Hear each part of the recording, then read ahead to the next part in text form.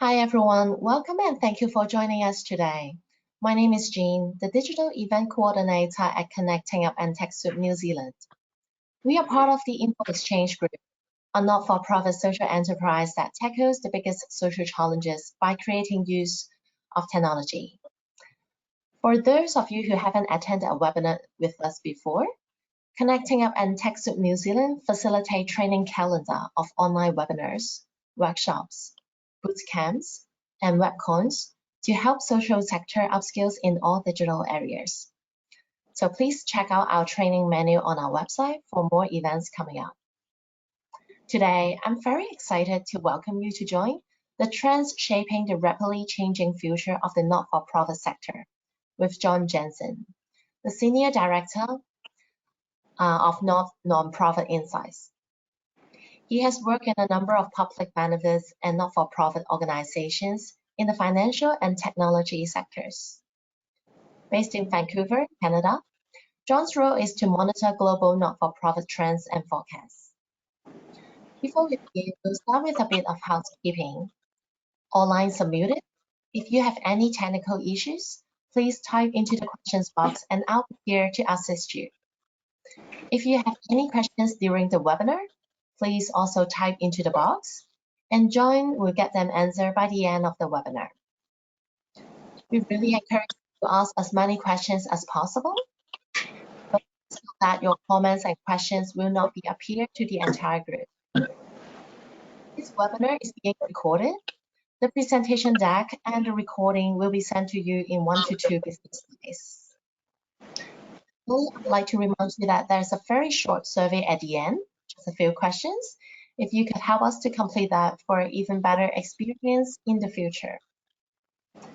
Thank you. And now I would like to pass on to John for today's section. All right. Hi, everyone. My name is John Jensen, as Jean said, and thank you very much for the kind introduction. I'm the Senior Director of Nonprofit Insights at Salesforce.org. You can see my email address at the bottom of the screen there. Feel free to make use of it for any questions or complaints or comments that you have after the presentation. As Jean said, I'm usually based in Vancouver, Canada, but right now I'm calling you from a phone in New York City. Anyway, next slide, please. So thank you very much to Jean and to Connecting Up for setting up this webinar. I'm excited to have the opportunity to talk to people in the nonprofit sector in Australia and in New Zealand. It's an important sort of growth area in the nonprofit world globally and also for Salesforce. Next slide, please. So as we mentioned earlier, Salesforce.org is the nonprofit sort of division of Salesforce. Our role is to support the nonprofit sector by providing customized technologies that are useful for nonprofits. We obviously have a philanthropic arm as well, but we also make sure that we discount a lot of our products, prices, etc., for the nonprofit sector. We offer a number of our products completely for free. Next slide, please. So this survey, or this webinar, is going to be talking about the Nonprofit Trends Report. Every year, we survey leaders at nonprofits in a number of different countries about issues that are sort of top of mind and relevant to them and to the sector as a whole. We collect them together and put them into a summary report. This is the 4th edition, and we're going to be going through it in our webinar today. At the end, there's a link where you can get the full download of the report for yourself to go through it in greater detail. Next slide, please. Okay, so as I said, we survey a number of countries. The first is the United States and Canada, UK, Australia, Netherlands, and we've surveyed 4 countries in Northern Europe we call the Nordics. On the right, you can see sort of an overview of the general size of the nonprofits that we survey. There's a good mix, and they're mostly medium-sized, between $1 million and $10 million US in revenue. But we obviously surveyed some nonprofits that are smaller and larger than those as well. Next slide, please. So I'm not going to go through this slide in great detail. The only sort of point I'm going to try to make here is to sort of reinforce that we tried as hard as we could to get a representative sample of the entire sector. We've got respondents in Australia from all sorts of different cause areas, different sizes, different ages of organizations, and representing different roles within the nonprofit as well. Next slide, please.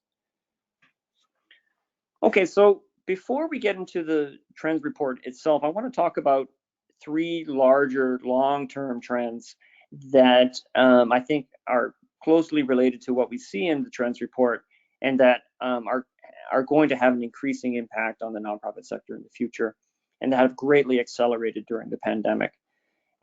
These three intertwined trends have been unfortunately continuing for many decades now, or some of them, unfortunately. One of them is increasing income inequality in all developed countries in the world, greater or lesser degrees. Some are having increasing equality more than others, but generally across the board, it's increasing. Of course, we've seen lots of digital adoption. This is not a surprise to anyone. We're all using smartphones. Indeed, I'm talking to you now via a smartphone. But it's had a number of effects throughout the world, which we're going to talk about a little bit. And perhaps related to the previous two is declining trust amongst populations of the world. People in the world have a lower level of trust in governments, in nonprofits, in businesses, and in the media. That is decreasing, and that has been decreasing over time. And more importantly, all three of these trends, both positive and negative, greatly accelerated what was already happening. And so that's the way that I like to think about what happens in the pandemic, is that existing trends didn't really change, they just sped up. Next slide, please. So in terms of digital adoption, as I said, we're all familiar with this, and this has had a number of knock-on effects for nonprofits. We've had changed and increased expectations from donors and volunteers and other constituents of nonprofits. Nonprofits or donors expect implicitly or sometimes explicitly to have the same experience that they have when using their phone to deal with their bank or their employer or their school or any other kind of institution.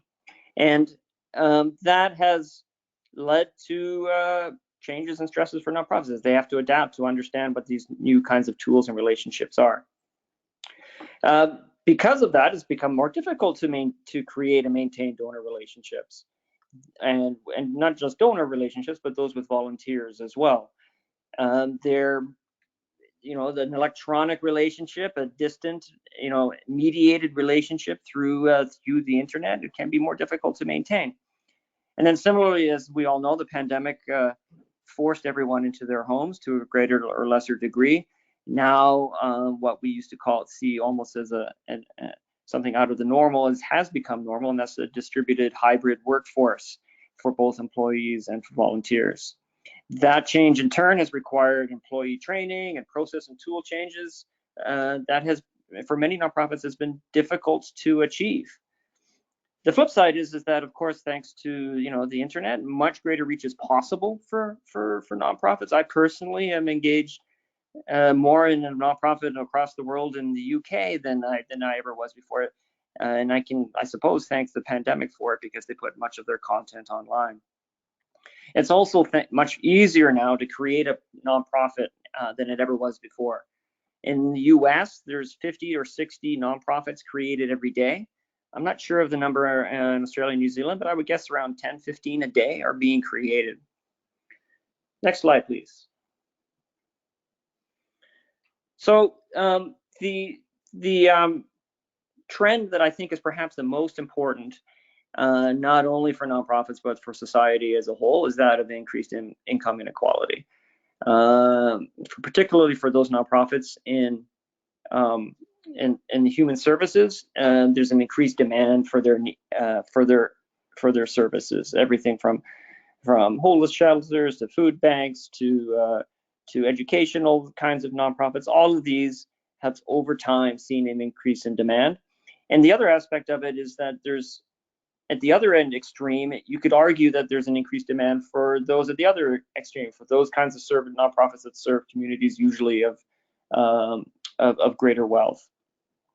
A corollary of this is that there's a larger sort of cultural and sometimes even physical distance between donors and recipients of services. They live in different neighborhoods, they have different life experiences, they consume different media, they're just different. And so the kind of social cohesion that is necessary in order to drive the kinds of relationships and social trust that's necessary to support nonprofits has been threatened. Related to this as well is that over time, as we probably know, in most developed countries, the percentage of households that donates to nonprofits has declined every year for decades now, I think on the order of 30 years. This means that while at the same time the amount of dollars that have been donated to nonprofits continues to go up. So what this effectively means is that there's fewer but wealthier donors. The nonprofits are slowly, gradually, this is not a sort of a rapid shift, but a slowly gradual shift to being more focused on winning major donors than a mass amounts of small donations. That requires a completely different kinds of set of relationships and processes and tools that are required in order to recruit, major donors. And then similarly, there's something what I call the casualization of small donors.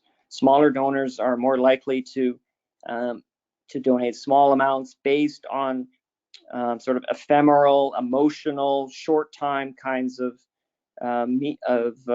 triggers. Often they see it on social media, and often those donations are facilitated through social media. They donate via Facebook or Instagram or YouTube or whatever, or through GoFundMe. This has an effect of making it more difficult for nonprofits to identify those kinds of smaller donors and build relationships with them, because the actual sort of direct relationship is with one of these third-party platforms, which makes it more difficult for nonprofits to grow them into being a more involved kind of constituent. Okay, so we've sort of described the larger themes that I see going on in the world for the last 20 years. Let's actually be a bit more specific and talk about the trends report. So first, next slide, please. Oh, I forgot. We haven't talked about the declining trust. So the two are related, right? So you have the increased income inequality. You have a level of distrust over time that's been growing because of that. People are much less trusting of governments and of media. That makes relationship building obviously more difficult. It means that in order to reduce sort of the friction between to create and strengthen relationships, there's greater expectations for diversity and inclusion amongst nonprofit leadership and among the employee base. Particularly as donors over time are becoming on average larger, they're becoming more sophisticated and more demanding.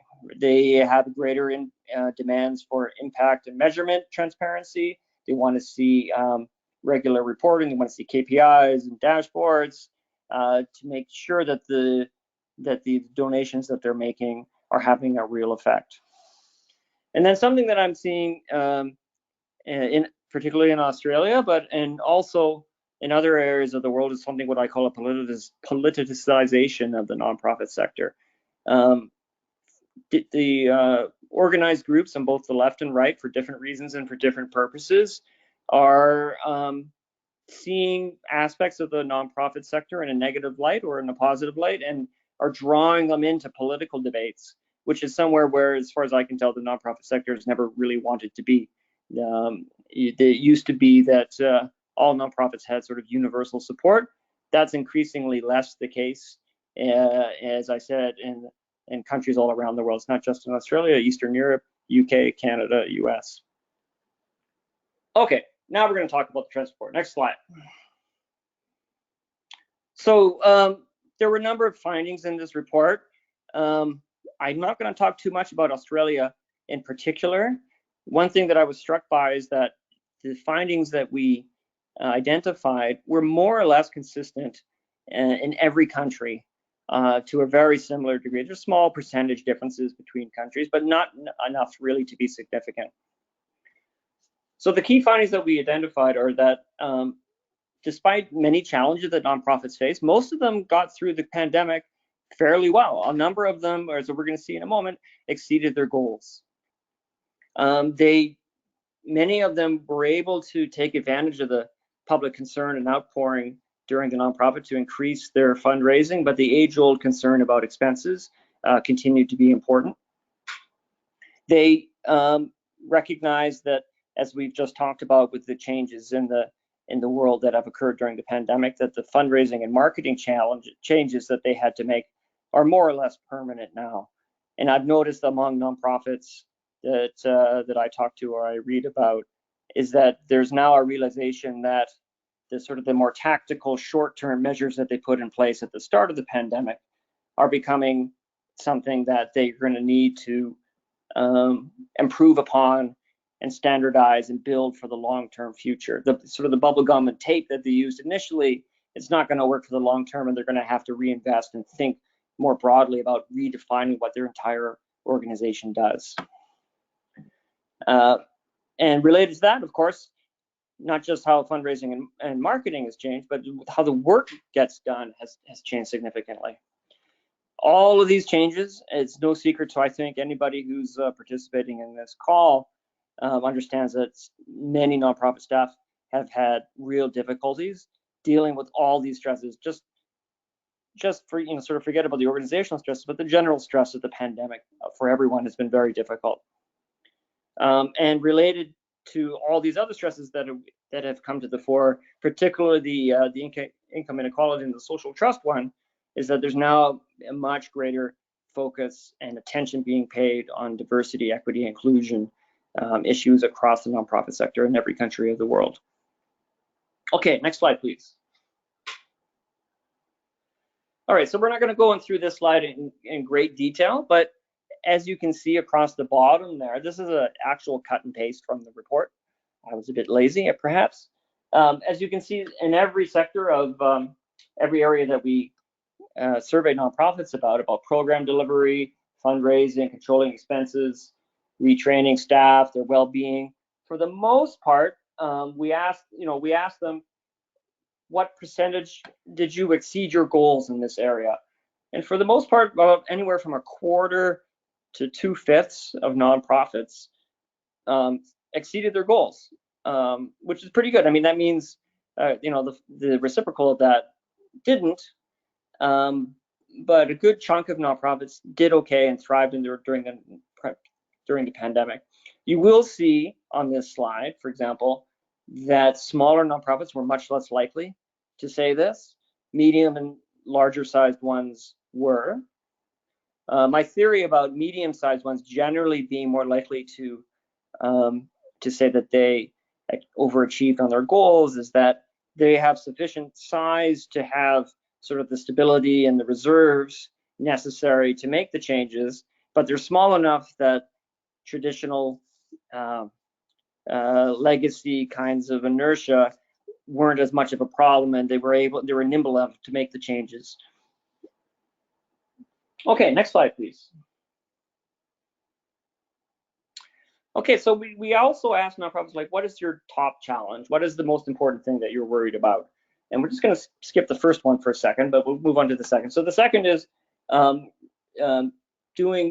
remote or virtual or adapted program delivery. So performing the services that they've always done, but doing so via the internet. Hosting in-person events obviously became quite difficult. Implementing new technology tools and solutions, I think, is related to all of these. And virtual online events were some of the most important. Now, the number one, of course, is sort of a perennial challenge for all nonprofits everywhere, and that's simply controlling costs, controlling expenses. That's always the case. And I think all of these changes made that even more pressing during the pandemic. Some were lucky enough to sort of win windfalls from donors or governments, but others were less likely to and kind of struggled with this. Yeah, next slide, please. I will say more. Okay, so as I mentioned at the beginning, for the most part, nonprofit fundraising and marketing has sort of changed permanently across the world for nonprofits.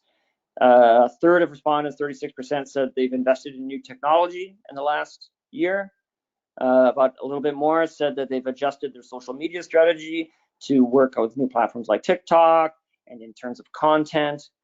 And nearly, almost unanimously, nearly 9 in 10 said they had invested in technologies like CRM, collaboration, productivity tools, analytics, those kinds of things to more firmly insert digital tools into all their operations, not just sort of fundraising. Pretty well all nonprofits have, for the last, I don't know, decade or so, had at least some kind of tool to deal with fundraising, but now it's moving beyond that into other aspects of their organizations. Next slide, please. So just like the title says, the workforce is facing a historic shift in how the work gets done. More than 3/4 say that in the next 3 years that it was likely that their organization would only operate or exist virtually. Personally, I think that's somewhat overstated. There's innumerable different types of nonprofits that I think would be almost impossible to operate on a fully virtual basis, but I think that it's indicative of the level of understanding and perhaps resignation that many nonprofits have about this sort of the future that we've rapidly moved into.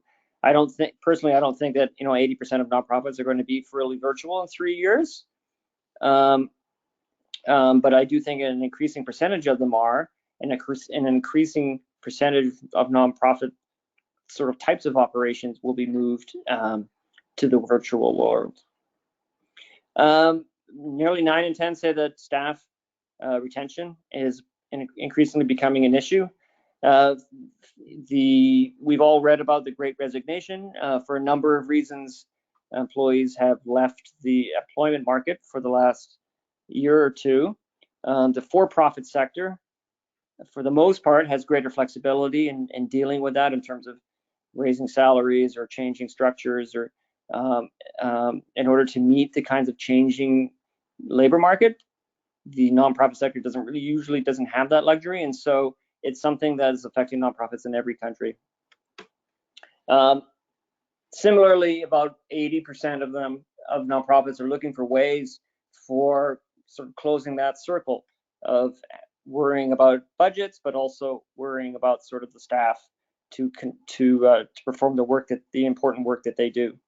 And so about 80% of them are talking about some degree of outsourcing some of the non-core work that they do in their nonprofits.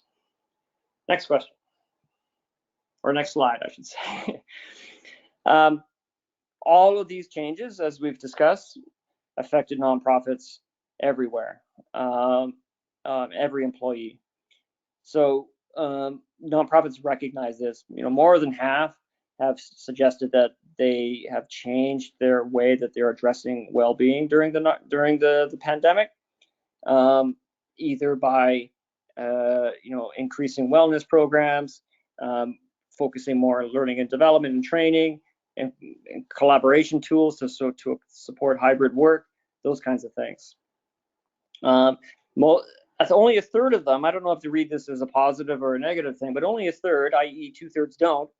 Only a third of nonprofits think that it'll be increasingly challenging in the coming year, and that I'm going to interpret that for now as positive, that a minority of nonprofits feel that things are getting worse. That means the majority think it's getting better. And about 3/4 of respondents said that their organization offers support of some kind for employees to help their mental health and well-being. That's a trend that's has grown in the private sector as well, but also among nonprofits. Next slide, please. About all this,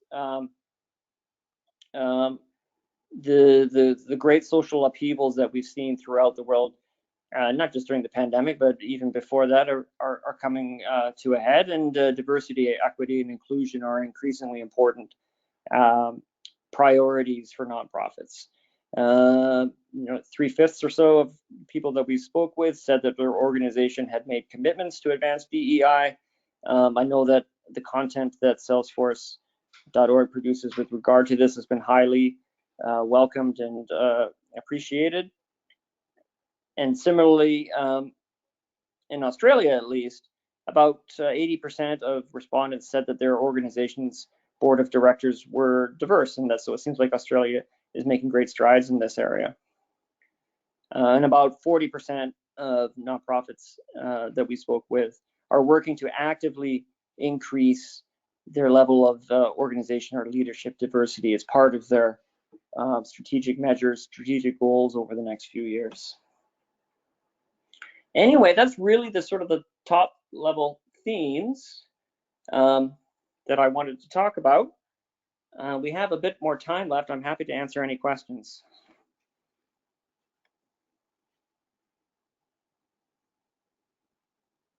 Okay, thank you very much, John, for this wonderful webinar presentations. So if you have any questions, please feel free to type into the questions box, and John will get them answered now. And also note that because the webinar and the recording will be sent to you in 1 to 2 business days. So don't worry about like copying or anything, because you get a really great copies. All right, so always type into the box. So just now, there's a little bit background noise. Is it better now? Yep, that's better now. Thank you. We got questions from Matty. So how are organizations successfully transitioning to virtual offices? That's a very broad question. I think the most successful ones that I've been aware of have really focused on the cultural aspects of it. It's relatively easy to, well, it's easy for me to say that, but many organizations find it relatively easy to do the bare minimum. You know, you send everybody home, you give them a laptop, they use Slack or Microsoft Teams or Google or whatever for chat and for sharing documents, but it's not enough. There's a strong cultural aspect that's important. Everything from how meetings run to how performance is measured to diversity and inclusion kinds of techniques, particularly inclusion, are changed in a virtual world, and they have to become a central priority for any organization, but particularly nonprofits to thrive in this kind of area. Nonprofits, as you well know, the employees are often there because of the mission. They're not there for a paycheck. They're there for the mission, and making sure that the mission is part of the culture in a virtual world is really important. When you're working virtually in your pajamas in your kitchen, sometimes it's harder than it was before to personally identify your role in supporting the mission, and making sure that the employees understand that is particularly important when working virtually. Lovely, thank you for that. And we got another question. So forgive me if I pronounce your name wrong. That's from Ralph. So he or she is from Wendy Spooner from the neighborhood center in Bathurst, New South Wales. So the question is, why do you think NFT sector has been politicized? Well, I have to be cautious here because I'm sitting far away on the other side of the world, but I do notice that in Australia there's been recent legislation that has been seen quite often negatively in the nonprofit sector, and that there has been a tone of sort of almost antagonism or opposition between the sector and some of the themes that are being discussed in the political sphere in Australia. And it's not just Australia. Same is happening in Canada. Same is happening in the US. I can give you examples this. Eastern Europe, UK, same kinds of issues. People are worried about the nonprofit sector essentially taking advantage of its some of its legal tax-based privileges to unfairly affect voting or electoral or voting situations. And whether or not that's the case, I'm not making comment, but I do see it as something that's in greater level of discussion in political spheres around the world than it was, say, 10 years ago. Yeah, definitely. And we got Paul here. He's asking, have you seen any increased spending on IT as a result of digital transformation? Oh, yes. Yes, I think I'll sort of also reiterate in some way the point that I just made about working virtually. Digital transformation is not just about buying, software. I know I work at a software company, but that's not really what it's about. It's making sure, like, if you spend a lot of money on a bunch of software, but the employees don't buy into it, it doesn't fit your needs, they don't want to use it, it's too difficult to use, there isn't a culture supportive, it's not used to its full advantage, you have slow processes, less agility to make use of it, like you're missing out on what the advantages of digital technologies can provide, right? So having a holistic understanding of what digital transformation really means is vitally important. I'm old enough to remember how 20 years ago the phrase digital transformation was used when organizations, put up their first web pages. And, web pages are great, but that's not digitally transforming your entire organization. It's digital transformation means that as many kinds of interactions between employees and stakeholders, volunteers, donors, recipients are made as flexible and efficiently as possible via digital means, and that similarly employees have the ability and the right to take full advantage of them and to act in a resilient, quick, responsive, agile way. There's some buzzwords I threw in there, but I think you understand the point that I'm making. Yeah, lovely. Hope that answered your questions. Thank you. And we got Catherine here. So how are organizations monitoring their expenditure, given that was number one? And what are the trends in this space, and how does Salesforce assist? Trends in expenditure management? Well, there's 2 points to make here. One is that obviously for every organization, nonprofits included, the accounting is an extremely old sort of profession, and the tools and techniques and the reporting requirements that governments and regulators have haven't changed. If anything, they've become more onerous. And so for the most part, organizations are using the same kinds of tools to actually track the cash aspects of their expenses that they always have.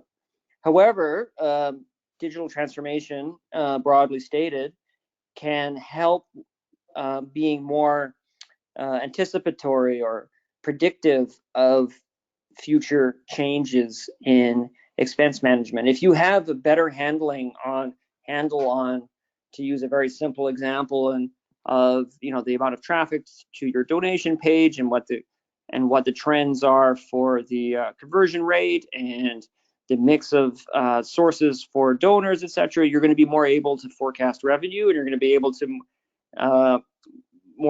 be able to forecast similarly some of the same kinds of things for the expenses for the operations that you have. The very act of using digital tools and keeping track of them makes it easier. It lowers the friction associated with understanding what I call the correlates of cash, right? So, the money that goes in and out of the door is at the end of the process. Understanding the operational things that are going on that affects that makes it easier to be able to be more predictive and reflexive when dealing with expenses. In terms of Salesforce's offerings, we have a accounting subledger, which is a tool that more directly integrates most of our products with the many accounting tools that are used by nonprofits.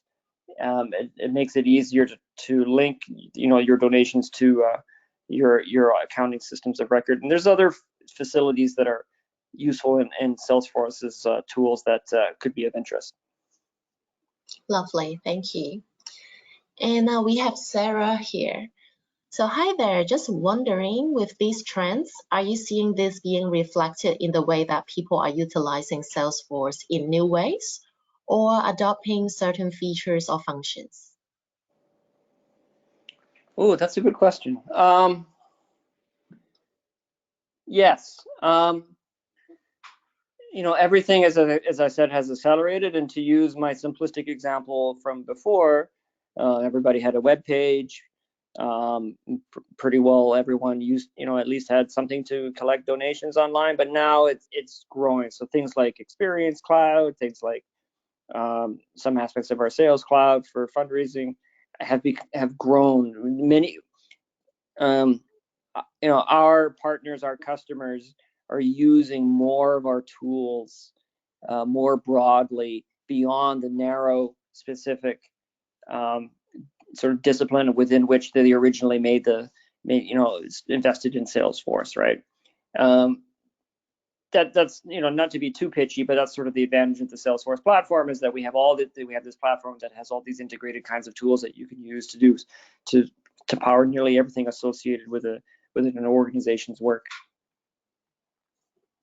Great, thank you.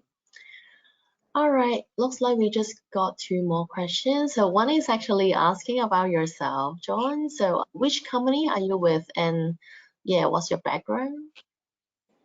My background. So I work at Salesforceorg, as I said earlier. There's a group within Salesforce.org. It's called the Product Marketing Team.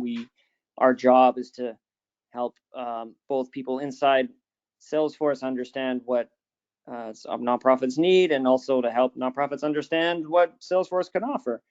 And so my job, as I described, is that I keep track of what's going on in the nonprofit sector from a trends global perspective. I have a background. Most recently, I worked in a large financial sort of we don't really have an equivalent in Australia or New Zealand, but it's a very large organization in Canada in the credit union sector. And before that, I was running corporate strategy at Mozilla, which is a large nonprofit that makes the Firefox web browser. And before that, I have a varied career in all sorts of different roles, doing different kinds of things. I'm a generalist, not really specific person. Lovely. Thank you for letting us know more about you. Looks like after talking about yourself, there's a lot of questions coming up now. Uh-oh. So it's good. We got still plenty of time. So we got Amanda here. I was interested to hear that not-for-profits showed increases in fundraising. So were there any particular strategies that drove fundraising?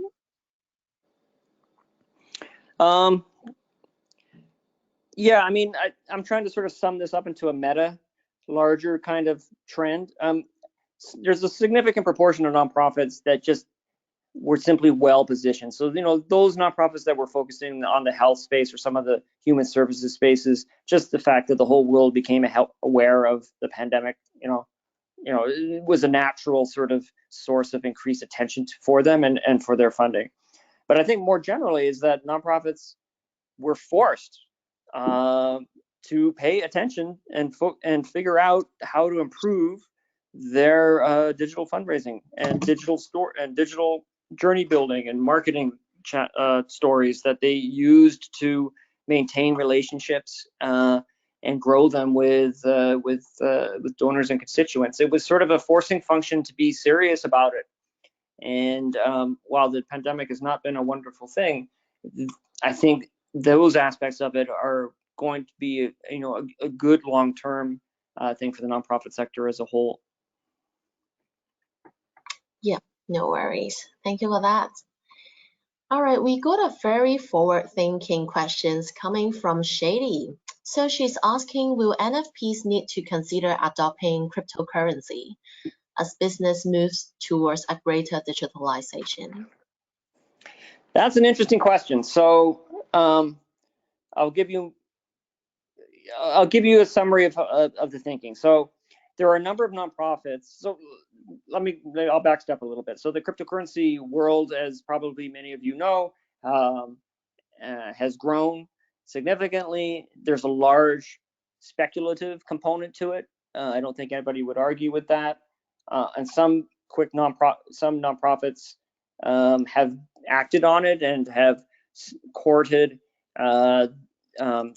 people who have cryptocurrency wealth and have done quite well with it. We had a webinar in Europe not too long ago where, I'm sorry, I don't remember the nonprofit, but a smaller nonprofit based in Scotland raised on the order of $100,000 quite quickly by simply, sort of advertising, if you will, itself to the cryptocurrency community. However, the flip side of it being speculative is that it can go up and down with how that market goes. And as more nonprofits get onto this bandwagon, if you will, I would suspect it's going to become more difficult. The percentage of donations that are cryptocurrency are still tiny, small, 1, 2, maybe 3% nonprofits globally.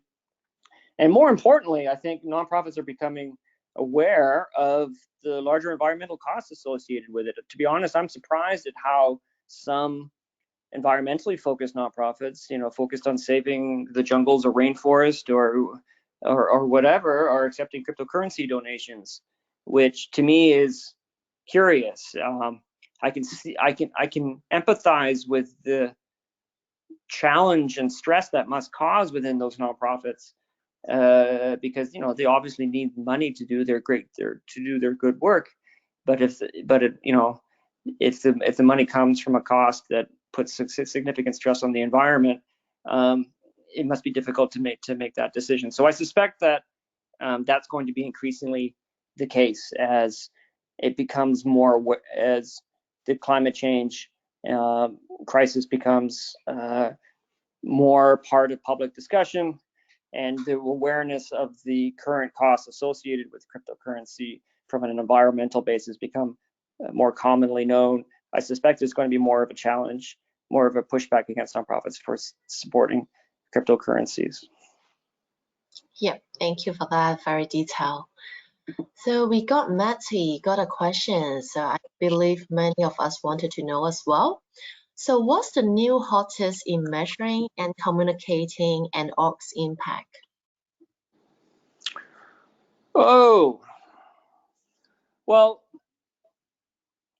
it's tricky to answer questions like that because, as I often say, the nonprofit sector is like the entire economy, right? A ballet troupe is very different from a environmental organization. It's different from a homeless shelter. They're just completely different. And in some ways, the nonprofit sector is sort of an artificiality. It's a tax legal code distinction, and so it's very difficult to generalize across the nonprofit sector in that way. I mean, nearly all nonprofits, raise money. Nearly all nonprofits try to build relationships with stakeholders. Nearly a good proportion of nonprofits have some kind of operational processes. But beyond that, it's difficult to talk about things that affect all nonprofits that way. However, I will say that the one thing that I think is has pretty high ROI, or sort of the simple kinds of things, dashboards. Having a dashboard available to your board, or perhaps even to the public at large on your website, showing the direct impact of what you're doing, depending on what your nonprofit does. How many trees saved, or dollars, or meals served, or whatever it is, from a tactical operational basis, has pretty good impact, because it's more than the data that is presided on the page. It's a signal to external people that you're serious, that you're organized, that you track these things, that you're goals oriented, that you're digitally aware, that you've invested in this, and that it's a priority. it's almost as valuable from that perspective as it is for the data itself within it. Lovely, great. So we got a question from Skip. So it's asking, have you noticed organizational fatigue from the continual need to adapt and change of this current environment? Are there any key findings from those who have been more resilient in this process? Oh yeah, I mean, this is something that's affecting every workforce in every like in the private sector too, but particularly so in the nonprofit world. Yes, I mean we talk about that in our report. There's mental health and mental challenge and wellness concerns are high amongst employees and managers in the nonprofit sector. In terms of successfully dealing with it, it sounds a little self-serving, I suppose, but you know, it honestly helps to have good tools. One of the things that helps keep employees happy and sane and in their jobs are tools that are fit for purpose and that do the job and that are easy to use and that they can use on their phone. They can use it at home. There's not a spreadsheet that they have to pass around or a Word document that changes all the time. Those kinds of simpler things actually make a big difference. Beyond that, between the more common and standardized kinds of concerns that people have about their managers, etc. I will say that there's some indication that in a hybrid distributed work environment, managers are even more important than they ever were before. In a distributed work environment, you have fewer sort of social cues in the rest of the organization. Your primary interface to the rest of, if you will, to the rest of the organization is often your manager. And so that manager has to be good and has to be recognize what your needs are and be responsive and, you know, be aware of the challenges associated with working remotely. And so I think there's been an increased focus on manager training and frankly accountability across organizations to help ensure that. No worries, thank you. So Ometi, again, she is just making some comments. So she was the one asking the new hottest measure in communications. So she's saying that you're working very hard on the questions. Thank you very much, and that's pretty helpful. Oh, thank you. That's very kind. I'll take advantage of this opportunity. On the beginning of my slide is my email address. Feel free to email me with questions. I can be slow to answer, but I will eventually. No worries, thank you. So we got Paul. So he's asking, the volunteer module in Salesforce was developed 5 years ago. So he's making a comment. So it would be great to see if this upgraded to enable a better rostering. Any comments on that? I'm not fully up to speed on the detailed product roadmap for that, but that's certainly something that I can report back to our product members who are helping design the next iterations of things. I will say that more broadly, our part of Salesforce has gotten a lot more investment, and so there's way more innovation that's coming over the next year or two, and we're quite excited about it. Yeah, no worries. All right, so we got Lucas. So do you have any additional stats on the amount of nonprofits who did not achieve their goals or actually were unsuccessful? So for example, like unsuccessful versus reached versus exceeded their goals. Yeah, there's a slide with that in the nonprofit trends report that if you download it, there's at least one page that talks about that in detail. And if you have any more specific questions, feel free to email me and I can try to answer them. Also, our report last year, the 3rd edition, I think it's available on our website somewhere, has actually more details about that and also talks about digital maturity as well. Great. So maybe John, if you can send me the link so that I can share with the audience so that they can have a look. If it is like a free source, I believe. Yep, I will look it up. That's great. So Lucas will get them to you later, and to everyone as well, so that you can have a look. All right, we got Jason's. So how are the small to medium NGOs trending towards adoption of traditionally nice to have employee experience technology tools? For example, like service management, case management, and knowledge management. How are they? How are they investing? So the question is, how are the small to medium NGOs trending towards adoption of traditional Oh, I see. nice to have employee experience technology tools? It's hard to answer that question. I mean, so nonprofits everywhere, as we've talked about, they're always cost constrained. It's just that as we've talked about, the pandemic has greatly shifted the demands that IT groups within nonprofits have had to face, right? And that is being reflected in both the size of their budgets and where they're being allocated, right? So the one thing that's sort of important to think about is that quite often in an investment in one area, a favorite example here at Salesforce is Slack, can have downstream positive impacts and other sort of usage of the tools, right? If everybody's using one tool to collaborate and communicate and share information, it makes all the other tools that are connected to it more valuable as well. And so people if you have a sort of more holistic understanding of, or not as an understanding, a holistic strategic view of all the different kind of touch points that employees have with various systems in the organization, and think about ways to make all of them work together in a more streamlined way, then you can have some success. I don't know if that answers the question, but that's what I can do. Thank you. So it looks like we got two more questions before we are going to the resource slide. All right, we have Lean. So have you been able to see any shift over the pandemic of funders supporting more indirect costs of NFPs? Indirect causes? Yeah. Like, do you see any shift because of the pandemic so that the funders supporting more indirect costs of NFPs? I see. Yeah.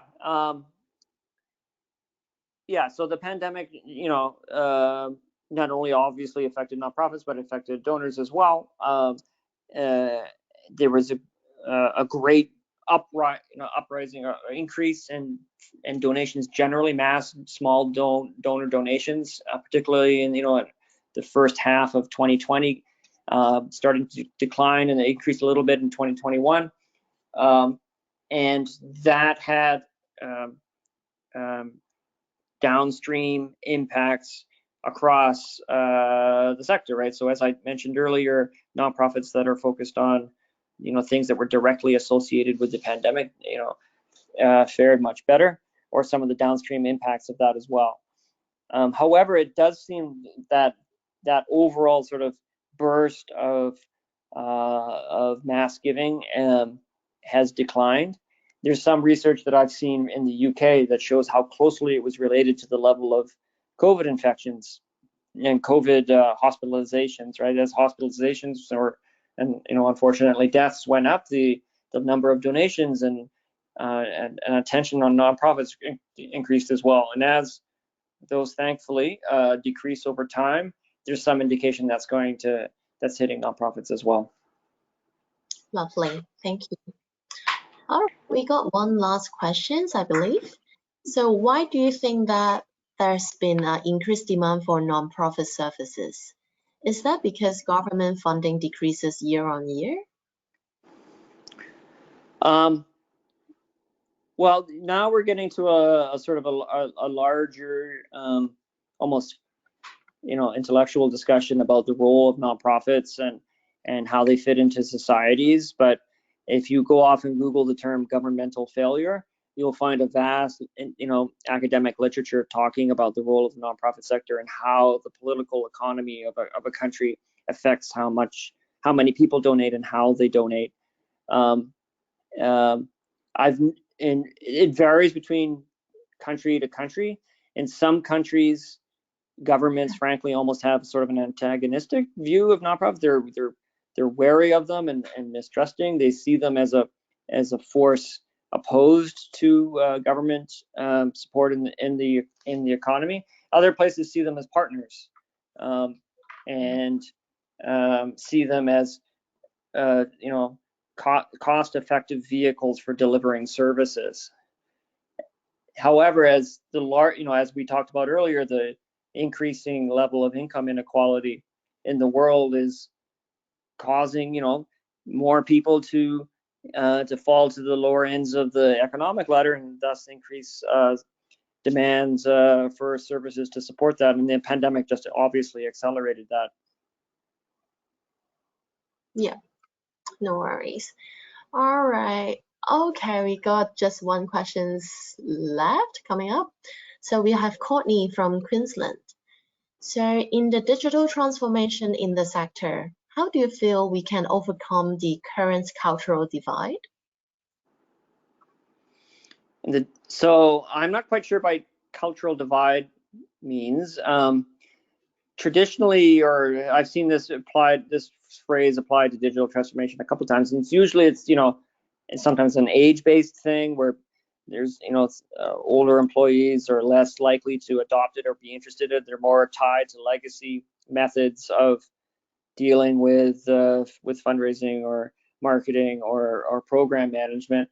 But as I said earlier, the pandemic was a powerful shock to the system that caused many of those to fall by the wayside, and they were, many nonprofits were forced to digitally transform, and maybe in a fairly small or mediocre way, but pretty well every nonprofit has gone through some type of digital transformation. What the key aspect of success is that, and there's a lot of academic literature actually that talks about this, is that the key thing that indicates whether an organization successfully makes it through these types of things is not what sector they're in or how old they are or how much money they have. It's really about the leadership, whether the leadership buys into it and is supportive.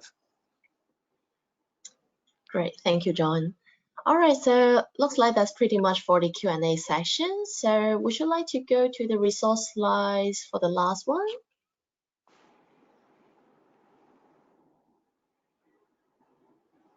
So John, are you having a resource slide, I guess?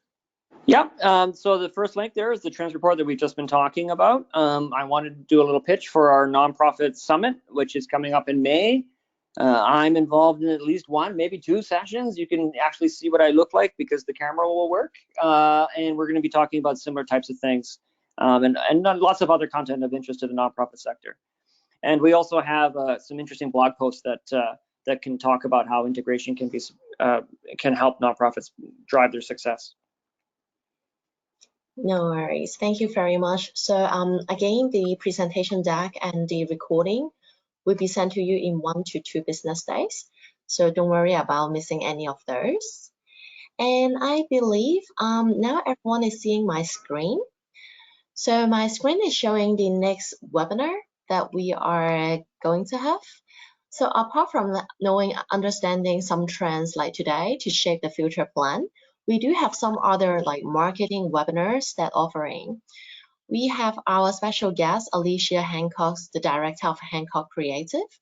She'll be doing the 7 mistakes not-for-profit make on social media and how to avoid them. So because you already joined us for this great section, so we are very happy to offer our discounts, $10 off with the discount code.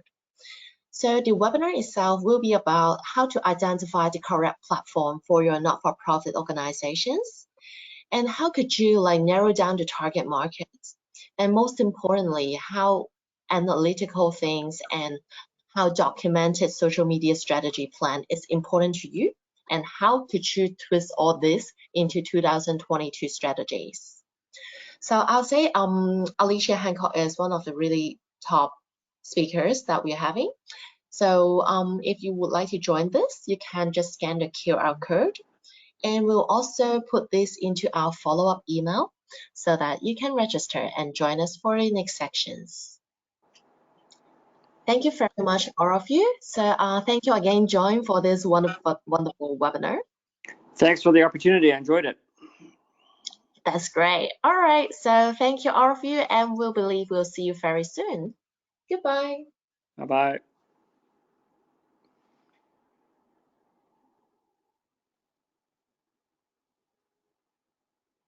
Okay.